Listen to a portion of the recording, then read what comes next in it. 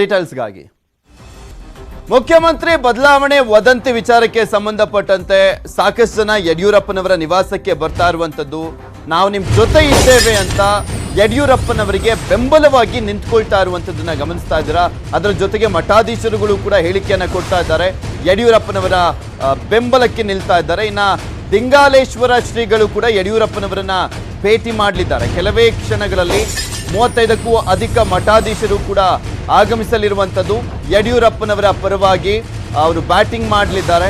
ಯಡಿಯೂರಪ್ಪನವರ ಶಕ್ತಿ ಏನು ಅನ್ನುವಂಥದ್ದು ಕೂಡ ಎಲ್ಲೋ ಒಂದ್ ಕಡೆ ಈಗ ಪರೋಕ್ಷವಾಗಿ ಹೈಕಮಾಂಡ್ಗೆ ಮನದಟ್ಟಾಗುವಂತಹ ಸಂದರ್ಭನ ಅಂತ ಗೊತ್ತಿಲ್ಲ. ಏಕೆಂದ್ರೆ ಯಡಿಯೂರಪ್ಪನವರ ಶಕ್ತಿ ಸಹಜವಾಗಿ ಹೈಕಮಾಂಡ್ಗೆ ಗೊತ್ತಿದೆ, ಯಡಿಯೂರಪ್ಪನವರು ಎಷ್ಟು ಪವರ್ಫುಲ್ ಅಂತ. ಅದೇ ರೀತಿಯಾಗಿ ಅವರ ಸಮುದಾಯದ ನಾಯಕರುಗಳು ಅದರ ಜೊತೆಗೆ ಮಠಾಧೀಶರು ಕೂಡ ಯಡಿಯೂರಪ್ಪನವರ ಪರವಾಗಿ ನಿಲ್ಲುವಂತ ಸಾಧ್ಯತೆಯ ಬಗ್ಗೆನೂ ಕೂಡ ಹೈಕಮಾಂಡ್ಗೆ ಗೊತ್ತಿರುತ್ತೆ. ಅದೆಲ್ಲವೂ ಕೂಡ ಈಗ ಕಾಣ್ತಾ ಇದ್ವಿ. ಯಡಿಯೂರಪ್ಪನವರೇ ಪೂರ್ಣಾವಧಿ ಸಿಎಂ ಆಗಿರಬೇಕು, ಯಡಿಯೂರಪ್ಪನವರಿಗೆ ಬೆಂಬಲ ನೀಡಲಿಕ್ಕೆ ಬಂದಿದ್ದಾರೆ ದಿಂಗಾಲೇಶ್ವರ ಶ್ರೀಗಳು ಮತ್ತೆ 35ಕ್ಕೂ ಹೆಚ್ಚಿನ ಶ್ರೀಗಳು ಆಗಮಿಸಲಿರುವಂಥದ್ದು. ಈಗಾಗಲೇ ಆಳಂದ ಮಠದ ಸ್ವಾಮೀಜಿಗಳು ಆಗಮಿಸಿದ್ದಾರೆ. ಆಳಂದ ಮಠದ ಮರಳಸಿದ್ದೇಶ್ವರ ಸ್ವಾಮೀಜಿಗಳು ಆಗಮಿಸಿರುವಂಥದ್ದು, ದಿಂಗಾಲೇಶ್ವರ ಶ್ರೀಗಳು ಹಾಗೆ ಆಳಂದ ಮಠದ ಸ್ವಾಮೀಜಿಗಳು ಬಂದಿದ್ದಾರೆ. ಇನ್ನು ಕೆಲವೇ ಕ್ಷಣಗಳಲ್ಲಿ ಇನ್ನು 30ಕ್ಕೂ ಹೆಚ್ಚಿನ ಸ್ವಾಮೀಜಿಗಳು ಯಡಿಯೂರಪ್ಪನವರ ನಿವಾಸಕ್ಕೆ ಬರಲಿದ್ದಾರೆ. ನೀವು ನಿನ್ನೆಯಿಂದಲೂ ಕೂಡ ಗಮನಿಸ್ತಾ ಇದ್ದೀರಾ, ವೀರಶೈವ ಲಿಂಗಾಯತ ಮಹಾಸಭಾದ ಅಧ್ಯಕ್ಷರು ಹಾಗೆ ಕಾಂಗ್ರೆಸ್ನ ಹಿರಿಯ ನಾಯಕರಲ್ಲಿ ಒಬ್ಬರಾಗಿರುವಂತಹ ಶಾಮನೂರು ಶಿವಶಂಕರಪ್ಪ ಅವರು ಕೂಡ ಪಕ್ಷಾತೀತವಾಗಿ ಬೆಂಬಲವನ್ನು ಕೊಟ್ಟಿದ್ರು ಯಡಿಯೂರಪ್ಪನವರಿಗೆ.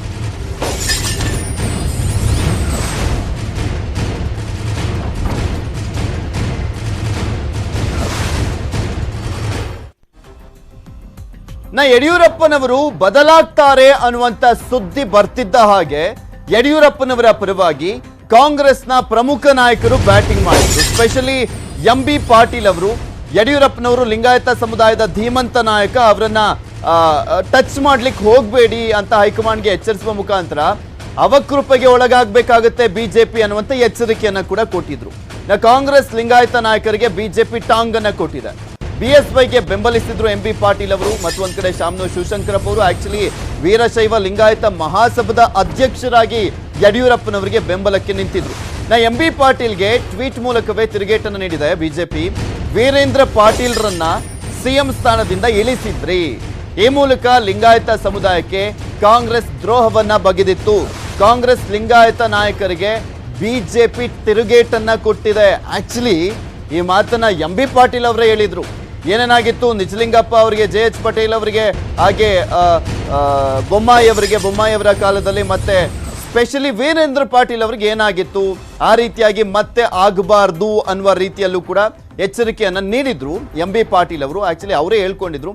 ಈಗ ಬಿಜೆಪಿ ಆ ಒಂದು ವಿಚಾರಕ್ಕೆ ಸಂಬಂಧಪಟ್ಟಂತೆನೆ ವೀರೇಂದ್ರ ಪಾಟೀಲ್ರನ್ನ ಸಿಎಂ ಸ್ಥಾನದಿಂದ ಇಳಿಸಿದ್ರಲ್ಲ, ಏನು ಕಾಂಗ್ರೆಸ್ ಪಕ್ಷ ಇಳಿಸಿದ್ದಂಥದ್ದು ಅಂತ ಲಿಂಗಾಯತ ನಾಯಕರಿಗೆ ಬಿಜೆಪಿ ತಿರುಗೇಟನ್ನ ಕೊಟ್ಟಿರುವಂಥದ್ದು. ಲಿಂಗಾಯತರಿಗೆ ಸಿಎಂ ಅವಕಾಶವನ್ನ ಕಾಂಗ್ರೆಸ್ ತಪ್ಪಿಸಿದೆ.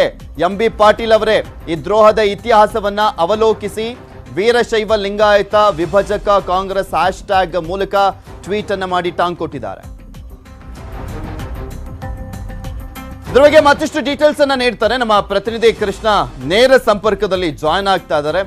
ಕೃಷ್ಣ, ಲಿಂಗಾಯತ ಸಮುದಾಯದ ಸ್ವಾಮೀಜಿಗಳು ಯಡಿಯೂರಪ್ಪನವರ ಬೆಂಬಲವಾಗಿ ನಿಲ್ತಾ ಇದ್ದಾರೆ. ಅದರ ಜೊತೆಗೆ ಪಕ್ಷಾತೀತವಾಗಿ ಲಿಂಗಾಯತ ನಾಯಕರು, ಕಾಂಗ್ರೆಸ್ನ ನಾಯಕರು ಸ್ಪೆಷಲಿ ಯಡಿಯೂರಪ್ಪನವರ ಬೆಂಬಲಕ್ಕೆ ನಿಂತಿರುವಂಥದ್ದು. ಅವರು ಧೀಮಂತ ನಾಯಕರು, ಅವರನ್ನ ಟಚ್ ಮಾಡಬೇಡಿ, ಇಲ್ಲಾಂದ್ರೆ ಟಚ್ ಮಾಡಿದ್ರೆ ಬಿಜೆಪಿ ಅವಕೃಪೆಗೆ ಒಳಗಾಗಬೇಕಾಗುತ್ತೆ ಅಂತ ಹೇಳಿದ್ರು. ಇದಕ್ಕೆ ಯಾವ ರೀತಿಯಾಗಿ ಟಾಂಗ್ ಕೊಡುವಂತ ಕೆಲಸ ಮಾಡ್ತಾ ಇತಿಹಾಸವನ್ನ ಕೆದಕ್ತಾ ಇದ್ದಾರೆ ಬಿಜೆಪಿಯವರು ಅಂತ? ಪೃಥ್ವಿರಾಜ್, ಈಗಾಗಲೇ ಏನು ರಾಜ್ಯ ರಾಜಕೀಯದಲ್ಲಿ ಮುಖ್ಯಮಂತ್ರಿಗಳ ಬದಲಾವಣೆ ವದಂತಿ ಚರ್ಚೆ ಬೆನ್ನಲ್ಲೇ ಒಂದಷ್ಟು ಬೆಳವಣಿಗೆಗಳು ಆಗ್ತಾ ಇದ್ದಾವೆ. ಒಂದು ಕಡೆಗೆ ಪ್ರಮುಖವಾಗಿ ಕಾಂಗ್ರೆಸ್ ನಾಯಕರುಗಳೇ ಮುಖ್ಯಮಂತ್ರಿಗಳ ಪರವಾಗಿ ನಿಲ್ತಾ ಇದ್ದಾರೆ. ಅದರಲ್ಲೂ ಪ್ರಮುಖವಾಗಿ ವೀರಶೈವ ಸಮುದಾಯದ ನಾಯಕರುಗಳೇನಿದ್ದಾರೆ ಅವರು ಮುಖ್ಯಮಂತ್ರಿಗಳ ಪರವಾಗಿ ನಿಂತ್ಕೊಳ್ಳೋದ್ರ ಮೂಲಕವಾಗಿ ಯಾವುದೇ ಕಾರಣಕ್ಕೂ ಕೂಡ ಯಡಿಯೂರಪ್ಪನವರ ಬದಲಾವಣೆ ಮಾಡಬಾರ್ದು. ಬದಲಾವಣೆ ಮಾಡ್ತು ಅಂದರೆ ಮುಂದಿನ ದಿನಗಳಲ್ಲಿ ಒಂದು ರೀತಿ ಬಿಜೆಪಿ ನಿರ್ನಾಮ ಆಗುತ್ತೆ, ವೀರಶೈವ ಲಿಂಗಾಯತಕ್ಕೂ ಕೂಡ ಒಂದು ರೀತಿ ಅವಮಾನ ಆಗುತ್ತೆ ಅನ್ನೋ ಒಂದು ಮಾತನ್ನ ಹೇಳ್ತಾ ಇದ್ದಾರೆ. ಈಗ ಪ್ರಮುಖವಾಗಿ ರಾಜ್ಯ ಬಿಜೆಪಿ ಆ ಒಂದು ನಾಯಕರಿಗೆ ಒಂದು ರೀತಿ ತಿರುಗೇಟು ಕೊಡುವಂಥ ಒಂದು ಕೆಲಸವನ್ನ ಮಾಡ್ತಾ ಇದ್ದಾರೆ. ಪ್ರಮುಖವಾಗಿ ಪ್ರಮುಖವಾಗಿ ಈ ಹಿಂದೆ ಕಾಂಗ್ರೆಸ್ ಏನು ವೀರೇಂದ್ರ ಪಾಟೀಲ್ ಅವ್ರನ್ನ ಮುಖ್ಯಮಂತ್ರಿಗಳ ಮಾಡಿದಂಥ ಸಂದರ್ಭದಲ್ಲಿ ಅವ್ರನ್ನ ಅವಮಾನ ಮಾಡೋ ರೀತಿಯಲ್ಲಿ ಅವ್ರನ್ನ ಸಿಎಂ ಸ್ಥಾನದಿಂದ ಕೆಳಗಿಳಿಸುವ ಒಂದು ಕೆಲಸವನ್ನು ಮಾಡಿದ್ರು. ಈ ಮೂಲಕವಾಗಿ ಕಾಂಗ್ರೆಸ್ ವೀರಶೈವ ಲಿಂಗಾಯತ ಸಮುದಾಯದ ಬಗ್ಗೆ ಒಂದು ರೀತಿ ವೀರಶೈವ ಲಿಂಗಾಯತ ಸಮುದಾಯಕ್ಕೆ ದ್ರೋಹ ಮಾಡಿದೆ ಮತ್ತೆ ಅವಮಾನ ಮಾಡಿದೆ. ಇಂತಹ ಸಂದರ್ಭದಲ್ಲಿ ಈಗ ವೀರಶೈವ ಲಿಂಗಾಯತದ ವಿಚಾರದಲ್ಲಿ ಎಂ ಬಿ ಪಾಟೀಲ್ ಆಗಿರ್ಬೋದು, ಶಾಮನೂರು ಶಿವಶಂಕರ್ ಆಗಿರ್ಬೋದು, ಈಗ ಯಡಿಯೂರಪ್ಪನವರ ಪರವಾಗಿ ಮಾತಾಡ್ತಾ ಇದ್ದಾರೆ. ಇವ್ರಿಗೆ ಎಷ್ಟು ಮಟ್ಟಿಗೆ ಸರಿ ಅನ್ನುವಂಥ ಪ್ರಶ್ನೆಯನ್ನ ರಾಜ್ಯ ಬಿಜೆಪಿ ಮಾಡ್ತಾ ಇದೆ. ಈ ಮೂಲಕವಾಗಿ ಟ್ವಿಟರ್ನಲ್ಲಿ ಕಾಂಗ್ರೆಸ್ ನಾಯಕರನ್ನ ಬಾಯಿ ಮುಚ್ಚಿಸುವಂತ ಒಂದು ಕೆಲಸವನ್ನ ಮಾಡ್ತಾ ಇದೆ. ಇದ್ರ ಜೊತೆಗೆ ಪ್ರಮುಖವಾಗಿ ಈಗಾಗಲೇ ಮುಖ್ಯಮಂತ್ರಿಗಳ ಪರವಾಗಿ ಒಂದಷ್ಟು ಜನ ಶಾಸಕರಾಗಿರ್ಬೋದು, ಸಚಿವರು ಎಲ್ಲರೂ ಕೂಡ ಪರವಾಗಿ ನಿಲ್ತಾ ಇದ್ದಾರೆ. ಇದ್ರ ಜೊತೆಗೆ ಪ್ರಮುಖವಾಗಿ ಅವರ ಸಮುದಾಯದ ಸ್ವಾಮೀಜಿಗಳು ಕೂಡ ಮುಖ್ಯಮಂತ್ರಿಗಳಿಗೆ ಬೆನ್ನಿಗೆ ನಿಲ್ಲೋದ್ರ ಮೂಲಕವಾಗಿ ಯಾವುದೇ ಕಾರಣಕ್ಕೂ ಕೂಡ ಮುಖ್ಯಮಂತ್ರಿಗಳನ್ನ ಬದಲಾವಣೆ ಮಾಡಬಾರ್ದು ಅನ್ನೋ ಒಂದು ಒತ್ತಡವನ್ನು ಹಾಕೋದಕ್ಕೆ ಈಗಾಗಲೇ ಮುಂದಾಗಿರುವಂತದ್ದು. ಈಗಾಗಲೇ ಮುಖ್ಯಮಂತ್ರಿಗಳ ನಿವಾಸಕ್ಕೆ ಹಲವು ಜನ ಸ್ವಾಮೀಜಿಗಳು ಕೂಡ ಬರ್ತಾ ಇದ್ದಾರೆ.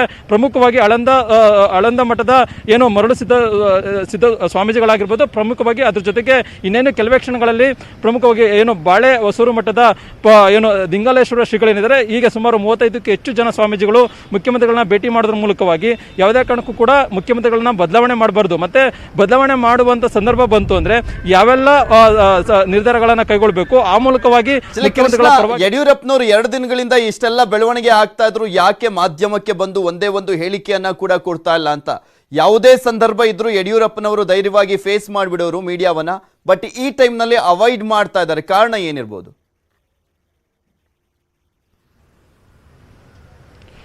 ಪೃಥ್ವಿರಾಜ್, ಎಲ್ಲ ಒಂದ್ ಕಡೆ ಮುಖ್ಯಮಂತ್ರಿಗಳಿಗೆ ದೆಹಲಿ ವರಿಷ್ಠರಿಂದ ಒಂದು ರೀತಿ ಸೂಚನೆ ಬಂದಿದೆ ಅನ್ನುವಂಥದ್ದು.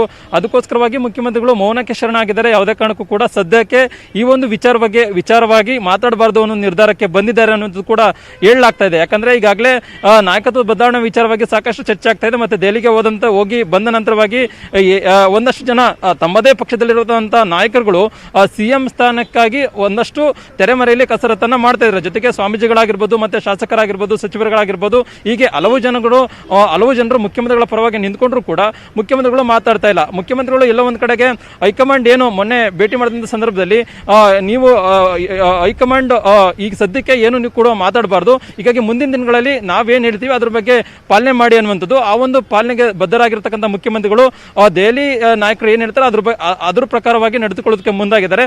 ಈಗ ಸದ್ಯಕ್ಕಂತೂ ಯಾವುದೇ ಕಾರಣಕ್ಕೂ ಕೂಡ ಮಾತಾಡಬಾರ್ದು. ಆದ್ರೆ ಈಗೇನು 26ನೇ ತಾರೀಕು ಜುಲೈ 26ನೇ ತಾರೀಕು ಮುಖ್ಯಮಂತ್ರಿ ಬಿ ಎಸ್ ಯಡಿಯೂರಪ್ಪನವರು 2 ವರ್ಷ ಆಗ್ತಾ ಇದೆ, ಎರಡು ಮುಖ್ಯಮಂತ್ರಿಗಳಾಗಿ. ಅಂತ ಸಂದರ್ಭದಲ್ಲಿ ಒಂದಷ್ಟು ವಿಚಾರಗಳನ್ನ ಮಾತನಾಡೋದಕ್ಕೂ ಕೂಡ ಮುಖ್ಯಮಂತ್ರಿಗಳು ತೀರ್ಮಾನ ಮಾಡಿದ್ದಾರೆ. ಆದ್ರೆ ಸದ್ಯಕ್ಕಂತೂ ಮುಖ್ಯಮಂತ್ರಿಗಳು ಈ ಒಂದು ವಿಚಾರವಾಗಿ ಎಲ್ಲೂ ಕೂಡ ಮಾತಾಡ್ತಾ ಇಲ್ಲ, ಮತ್ತೆ ಮೌನಕ್ಕೂ ಕೂಡ ಶರಣಾಗಿದ್ದಾರೆ. ಪೃಥ್ವಿರಾಜ್, ಥ್ಯಾಂಕ್ ಯು ಕೃಷ್ಣ ನಿಮ್ಮೆಲ್ಲ ಡೀಟೇಲ್ಸ್ಗಾಗಿ. ಮತ್ತಷ್ಟು